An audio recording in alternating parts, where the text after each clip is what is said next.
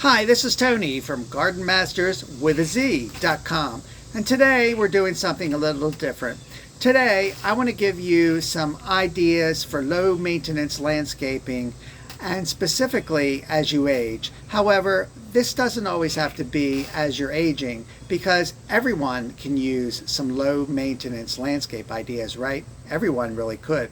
However, the aging part comes into my thoughts because I was given a book about this exact thing, and it's a really good book. I really enjoyed it. I'm going to read some excerpts from it. I'm going to give you some low maintenance landscape ideas coming right from the book, and that's what we're going to talk about now.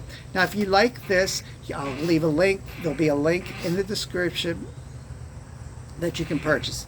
There'll be a link in the description that you can purchase the book. And full disclosure, yes, we do make a small commission, but it helps us to keep the channel going.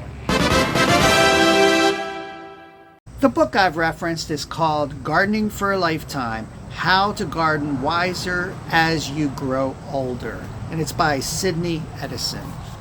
Here it is right here. Anyway, this book was written by Sidney Eddison. She really has a way with words. She really tells she paints a picture really, really well. And this is a book about her life told by way of her gardens. You know, she started out being a garden enthusiast as a kid, and she developed some really elaborate gardens as she, became a young adult, and she just kept at it, kept expanding them. And then suddenly she realized she was getting older and everything really was taking a lot of work. And Art and I are kind of coming into that age as well, where we're thinking, oh, the gardens are quite a bit of work. Our neighbors for sure have come into that as well. So, that's why she bought the book, and that's why she gave it to me, because she thought we would enjoy it, and indeed we did. So let me read you an excerpt from the book. Gardens and gardeners age and change. Why wouldn't they? The passage of time brings about changes in all living things, yet old age always takes us by surprise. I'm stunned by it. In the sliding glass doors to the kitchen, I catch a glimpse of an old woman hobbling around my garden, and I realize in amazement that it's me. When I began writing this book, I wasn't hobbling. That happened during the last few months. It's hard to say whether a garden is a metaphor for life or the other way around. Certainly, each phase of my life has been clearly reflected, not only in the glass doors, but also through them. The view today is very different from the same view in 1961. And I won't go into any more, but she starts talking about the history of her gardens, and she really paints a picture. She and her husband lived on a really nice farmhouse, and they had lots of acres. She had lots of acres to develop, so that's what she did. So that's that excerpt, but I wanted to read you something else here that really gives you an idea of what's in this book. After each chapter, she goes into a section called Gleanings, like what you can get from each chapter. And the first chapter, or the preface, Gleanings, say this: Gardener, know thyself. My garden became as hard to manage as it did because I was a perfectionist, infatuated with style and scale of perennial gardening, suitable only for the relatively young and very energetic. For the first 25 years, I got away with it. But ultimately, I needed help to maintain my creation. Number 2 is recognizing the problem. To need help should have been a warning sign in itself, but I ignored it. Instead, with the assistance of the wonderful people I found, I gleefully expanded the garden. In those days, 3 or 4 hours of help a week was adequate and affordable. Number 3, the wake-up call. What finally got my attention was the discovery that I had made a garden I couldn't possibly keep up without more help that my spouse and I could afford. On the other hand, I knew that sweeping changes would be even more expensive, and I could very likely make matters worse. So I didn't know what to do. Making the decision to change. Making the decision to change habits of a lifetime is hard enough. but to actually do it even harder. However, songwriter Johnny Mercer had the answer. Something's got to give, and I knew it. So that's a really good excerpt from the book to give you an idea of what she goes through in the book and how she needs to change. Now I just want to read you a few of the chapter titles and then go into what they're about so you can get an idea of some of the changes that she made that you could also make to lower the maintenance in your gardens. The first chapter is A Look Backward, Chasing the Garden's History, and there she tells you about her garden's history, obviously. Chapter 2 is Changing, Rethinking the Perennial Borders, and she had a really, really long area that was all perennials and borders. And while perennials can be beautiful because there's so many different colors of perennials, so many different styles, they can also be a maintenance headache because perennials do not grow all season. They usually come up, they bloom, and then they die back. Sometimes you can deadhead them and then they'll rebloom, but that involves a lot of work as well. And when they die, you need to cut off the dead foliage, otherwise it detracts from the beauty of your garden. So perennials take a lot of work. And chapter 2 is all about that, changing, rethinking the perennial borders. And chapter 3 is A Step Towards Simplicity, substituting shrubs for perennials. She took out all of her perennials and she substituted them with shrubs. And you might say, but I like colorful flowers. Yes, but one of the fallacies that a lot of people think is gardens is all about colorful flowers. And yes, those really add to a garden, but it's not the only thing. There are other things you can add, such as shrubs and foliage and trees that also add a lot of scale and interest to your gardens as well. So that's something that you would need to rethink, that gardens are always all about flowers and perennials.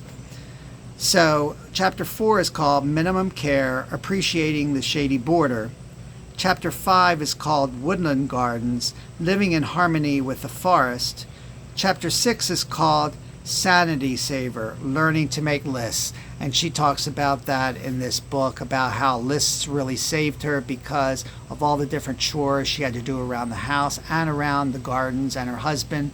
It really helped to make lists. And, that's a really self-help 101 class that making lists actually does really help in your life, not just in your gardening. And then chapter 6 is Juggler's Dilemma, Searching for Help. In that chapter, she talks about searching for help, where to find help, where she found the help, where to go to get help. And some of the ideas she had were very interesting. I never would have thought of before, but she mentions about how to find help when you need help for your gardens. Chapter 8's Lessons from a Garden, Accepting Imperfection. And that's what she goes into about in this chapter, about learning not to have everything perfect. And that's something that's difficult for a lot of people. I know I'm a perfectionist, Art's a perfectionist, but there's always weeds that need to be pulled, and you might miss a few, and it's okay. It's okay.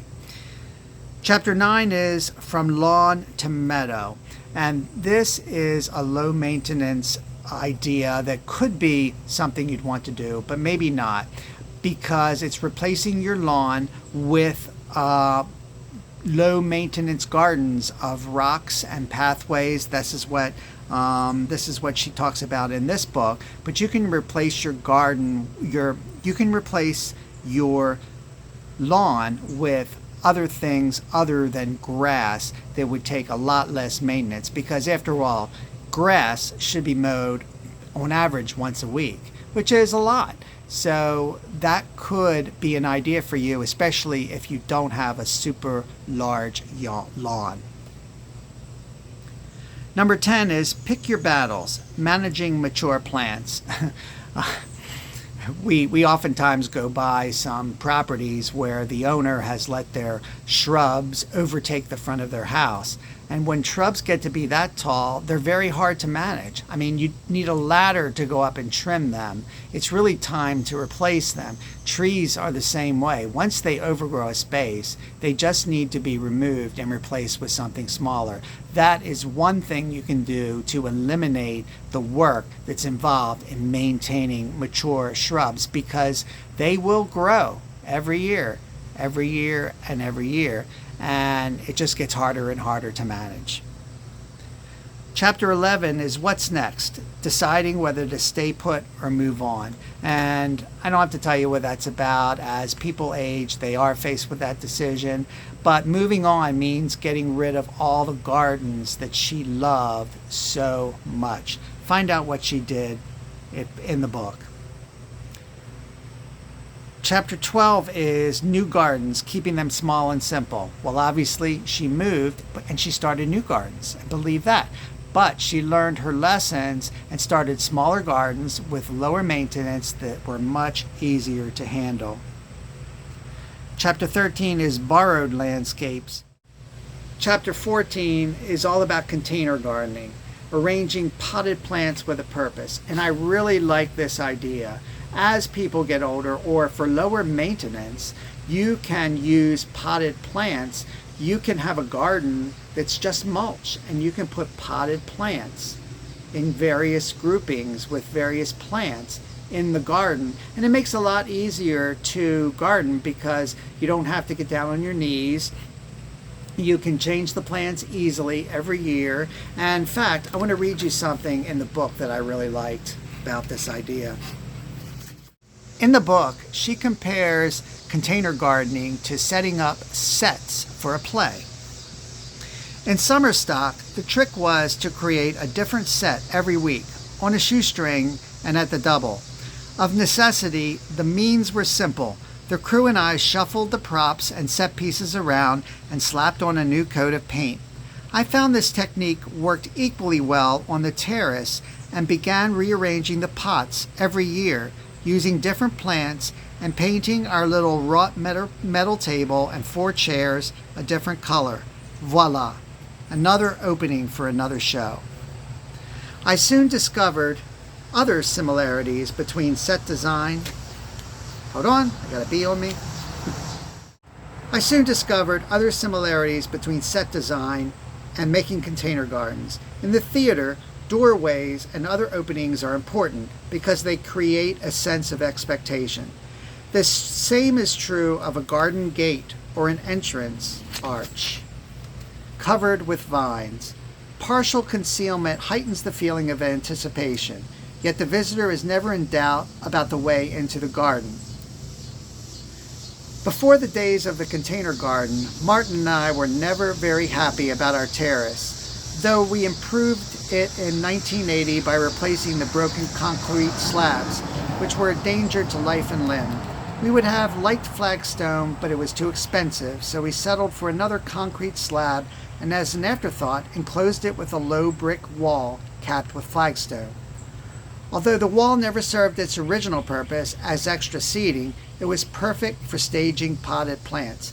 Eventually, the containers became so numerous they completely enclosed the terrace, creating a garden room with leafy walls and window openings through which to look out at the rest of the garden. A sense of enclosure is important in a garden, and it's easy using plants in containers. You can make a wall of potted plants as dense or as open as you like, and wherever you like or need a partition. I really like this idea. Here are the 6 low maintenance ideas that you will glean from this book. Number 1 is use lower maintenance plants, and that is a biggie. That is probably the most important thing you can do. For example, if you want shrubs, you can use shrubs that will need trimming several times a year. I'm talking 2 or 3 times a year. Things such as forsythia or wing-burning bushes, part of the euonymus family. Or you can use shrubs that require very little trimming, such as boxwoods, which you can have boxwoods installed and they won't even need trimmed for probably 5, 6, 7 years. Also, dwarf Alberta spruce rarely need trimming, and there's others as well. So that's the first low maintenance idea. Number 2 is prioritize gardening tasks. That does help with the maintenance issues. And number 3 is practice realistic lawn care. Well, that's an interesting one, and you'll be interested to read what that's all about in here. Actually replacing your lawn? Is it possible? Well, you'll have to read and see. Number 4 is accept imperfections. A biggie there, because if you are a perfectionist and you want everything to look perfect, it's not realistic in life. It really isn't. So you need to get over that and just know that everything in the garden isn't going to be perfect at all times. Number 5 is learn labor-saving techniques. And she goes into some of those in here as well. And the 6th and last one on the cover of the book that I'm reading here is make the most of containers. That's a very interesting chapter that you'll really like and you'll get a lot out of. This Gardening for a Lifetime book is very good. She goes into all the details about all of her gardens and why she chose what she did, and especially as she grew older, how she chose to choose low maintenance plants instead of the high maintenance ones that she was using. So I'd highly recommend getting it. It will inspire you. It really will. There are so many nuggets of information splashed throughout this book. And by all means, check it out. And we really liked it, and I think you will too. You can subscribe to our Gardening Tips newsletter by going to gardenmasterswithaz.com/subscribe, or watch these other top videos on our channel.